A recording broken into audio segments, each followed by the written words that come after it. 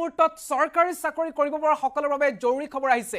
আগন্তুক সময়ত তৃতীয় আৰু চতুৰ্থ বৰ্গৰ নিযুক্তি পৰীক্ষা যিসকলে অৱতীৰ্ণ হ'ব বিচাৰে সেই সকলৰ বাবে মুখ্যমন্ত্ৰীৰ কাৰ্যালয়ৰ তৰফৰ পৰা জৰুৰী বাৰ্তা প্ৰদান কৰা হৈছে।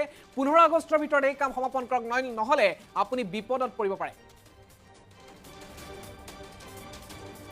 চৰকাৰী চাকৰি কৰিব খোজা সকলৰ বাবে এই মুহূৰ্তত এক জৰুৰী খবৰ। অসম চৰকাৰ যদি আপুনি চৰকাৰী চাকৰি কৰিব বিচাৰে, যদি এগৰাকী আপুনি চাকৰি প্ৰত্যাশী, তেন্তে মুখ্যমন্ত্ৰীৰ কাৰ্যালয়ৰ পৰা এই মুহূৰ্তত এক মুকলি বাৰ্তা আহিছে। প্ৰতিগৰাকী চাকৰি প্ৰত্যাশীলৈ জনাব বিচাৰিছো এই বিশেষ খবৰটি।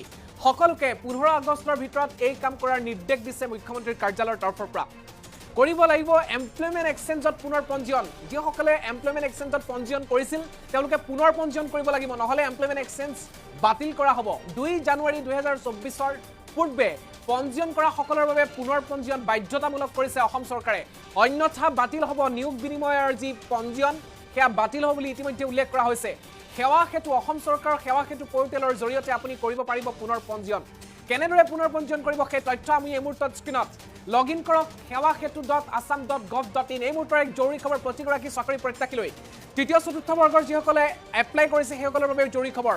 ৰিক্ৰুটমেণ্ট অপশ্যনত গৈ ক্লিক কৰক ৰি ৰেজিষ্ট্ৰেশ্যন অপশ্যনত।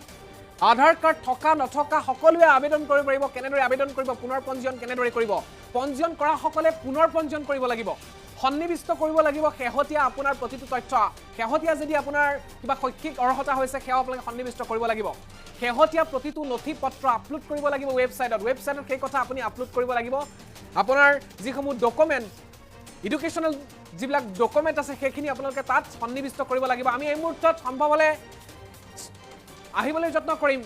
আৰু এই মুহূৰ্তত আমি প্ৰতিগৰাকী দৰ্শক জনাৰ চেষ্টা কৰিছোঁ চাকৰি প্ৰত্যাশীসকলৰ বাবে এই মুহূৰ্তত এক জৰুৰী খবৰ। তৃতীয় চতুৰ্থ বৰ্গৰ চাকৰিৰ বাবে অৰ্থাৎ ছেপ্টেম্বৰ মাহত অনুষ্ঠিত হ'ব লগা যি পৰীক্ষা, অক্টোবৰ মাহত চতুৰ্থ বৰ্গৰ পৰীক্ষাত ছেপ্টেম্বৰ মাহৰ তৃতীয় বৰ্গৰ পৰীক্ষা অনুষ্ঠিত হ'ব। আৰু নিযুক্তি পৰীক্ষাৰ পূৰ্বে অসম চৰকাৰে বৃহৎ জাননী প্ৰদান কৰা পৰিলক্ষিত হৈছে।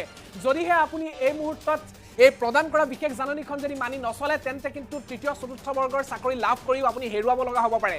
15 আগষ্টৰ ভিতৰত শেষ সীমা ধাৰ্য কৰা হৈছে। ইতিমধ্যে প্ৰতিগৰাকী এমপ্লয়মেণ্ট এক্সচেঞ্জত নাম থকা প্ৰতিগৰাকীৰ প্ৰতি SMS যোগেও সেই কথা জনাইছে অসম চৰকাৰে। আৰু কিছু সময়ৰ পূৰ্বে মুখ্যমন্ত্ৰীৰ কাৰ্যালয়ৰ তৰফৰ পৰা এক জৰুৰী বাৰ্তা প্ৰদান কৰা হৈছে। আমি এই মুহূৰ্তত স্ক্ৰীনত দেখুওৱাৰ চেষ্টা কৰিছোঁ। ইয়াত লিখা হৈছে যে 2024 বৰ্ষৰ 2 জানুৱাৰীৰ পূৰ্বে নিয়োগ বিনিময় কেন্দ্ৰত পঞ্জীয়ন কৰা সকলে 15 আগষ্টৰ ভিতৰত পুনৰ পঞ্জীয়ন কৰিব লাগিব।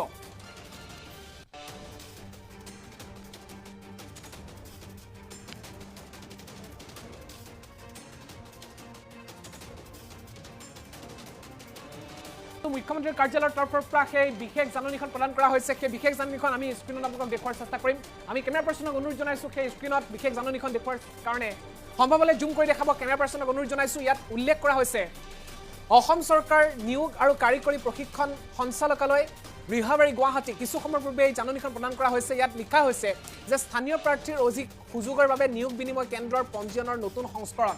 নিয়োগ বিনিময়ৰ ক্ষেত্ৰত বিশেষ জাননী কি কথা উল্লেখ কৰা হৈছে, যিসকল প্ৰাৰ্থীয়ে 2 জানুৱাৰী 2024 চনৰ আগতে নিয়োগ বিনিময় কেন্দ্ৰত পঞ্জীয়ন কৰিছিল তেওঁলোকক 15 আগষ্ট 2024 তাৰিখৰ ভিতৰত সেৱা সেতু পৰ্টেলত পুনৰ পঞ্জীয়ন কৰিবলৈ অনুৰোধ জনোৱা হ'ল। অন্যথা তেওঁলোকৰ পঞ্জীয়ন বাতিল কৰা হ'ব। এই মুহূৰ্তত আপোনালোকে স্ক্ৰীনত স্পষ্টকৈ দেখিছে 2 জানুৱাৰী 2024 পূৰ্বে যিসকলে নিয়োগ বিনিময় কেন্দ্ৰত পঞ্জীয়ন কৰিছিল তেওঁলোকক 15 আগষ্ট 2024 ভিতৰত সেৱা সেতু পৰ্টেলত পুনৰ পঞ্জীয়ন কৰিবলৈ অনুৰোধ জনোৱা হৈছে। অন্যথা স্পষ্টকৈ লিখা হৈছে তেওঁলোকৰ পঞ্জীয়ন বাতিল কৰা হ'ব। আপোনাৰ পঞ্জীয়ন বাতিল হৈ যাব যদিহে আপুনি পুনৰ পঞ্জীয়ন নকৰে।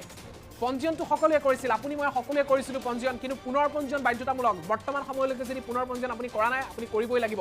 এই মুহূৰ্তত জুম কৰি দেখাব কেনেদৰে সমগ্ৰ প্ৰক্ৰিয়া আপোনালোকে অব্যাহত নিব বা সম্পূৰ্ণ প্ৰক্ৰিয়া আপুনি কেনেদৰে কৰিব সেই আমি এই মুহূৰ্তত দেখুওৱাৰ চেষ্টা কৰিছোঁ।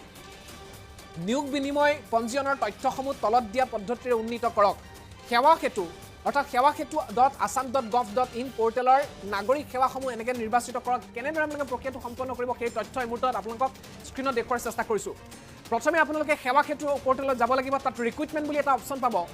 ৰিক্ৰুটমেণ্ট অপশ্যনত গৈ পেলাই আপোনালোকে ৰি ৰেজিষ্ট্ৰেশ্যনত নিৰ্বাচন কৰিব। ৰি ৰেজিষ্ট্ৰেশ্যনত আপোনালোকে ক্লিক কৰিব লাগিব। আৰু ৰি ৰেজিষ্ট্ৰেশ্যনত যোৱাৰ পিছতে আধাৰ কাৰ্ড নন আধাৰ কাৰ্ড কেণ্ডিডেট বুলি আহিব। তাত যদি আপুনি আধাৰ কাৰ্ড আছে আপোনাৰ আধাৰ কাৰ্ডৰ সেই নম্বৰটোৰ সৈতে এক OTP আহিব। সেই OTP আপুনি সন্নিবিষ্ট কৰিব লাগিব আধাৰ কাৰ্ড থকা সকলৰ বাবে।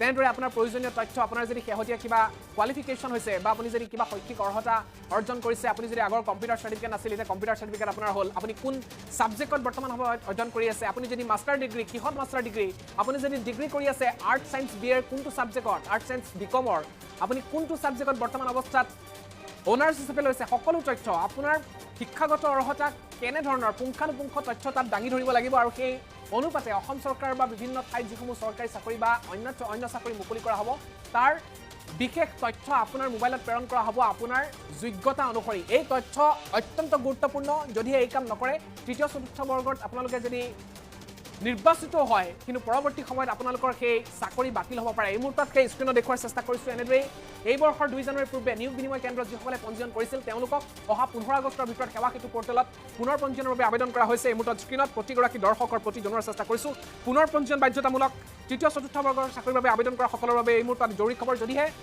পুনৰ পঞ্জীয়ন আপোনালোকে নকৰে তৃতীয় চতুৰ্থ বৰ্গৰ চাকৰি লাভ কৰিও আপোনালোকে হেৰুৱাব লগা হ'ব পাৰে প্ৰতিগৰাকী দৰ্শকৰ বাবে এই মুহূৰ্তত সেই জৰুৰী খবৰটো জনোৱাৰ চেষ্টা কৰিছোঁ ব্ৰেকিং নিউজ জনোৱাৰ চেষ্টা কৰিছোঁ কিছু সময়ৰ পূৰ্বে কেইটামান মিনিট পূৰ্বে CMO আছাম অৰ্থাৎ চিফ মিনিষ্টাৰ অফিচৰ তৰফৰ পৰা অসমৰ তৰফৰ পৰা এক বিশেষ জাননী মুকলি কৰি দিয়া হৈছে ইতিপূৰ্বেই প্ৰতিগৰাকী কেণ্ডিডেট প্ৰতিগৰাকী নিয়োগ বিনিময় কেন্দ্ৰত পঞ্জীয়ন কৰা সকলোৱে SMS যোগেও সেই কথা জনোৱা হৈছিল এইবাৰ পুনৰ জনোৱা হৈছে আৰু 15 আগষ্টৰ ভিতৰত কৰক খৰধৰ কৰক কিয়নো শেষলৈ এমপ্লয়মেণ্ট এক্সচেঞ্জৰ যি বিশেষ ৱেবছাইট সেয়া ৱেবছাইট কিছু শ্ল' হৈ উঠিব পাৰে আৰু যাৰ বাবে অতি শীঘ্ৰে এই কাম কৰক অন্যথা চৰকাৰী চাকৰিৰ লগতে দেশৰ বিভিন্ন প্ৰান্তত আপোনাৰ যোগ্যতা অনুসৰি যিসমূহ চাকৰি মুকলি হ'ব তাৰ সময়মতে যদি আপুনি তথ্য লাভ কৰিব বিচাৰে সময়মতে সেইসমূহ এডভাৰটাইজমেণ্ট আপোনাৰ মোবাইলত যদি অহাটো বিচাৰে এই কাম অত্যন্ত জৰুৰী এই কাম কৰক আৰু আগন্তুক সময়ত চৰকাৰী চাকৰি হওক বা অন্য চাকৰিৰ ক্ষেত্ৰত এগৰাকী যোগ্য চাকৰি লোৱাৰ ক্ষেত্ৰত এগৰাকী চাকৰি প্ৰত্যাশী হিচাপে নিজকে পৰিচয় দিয়ক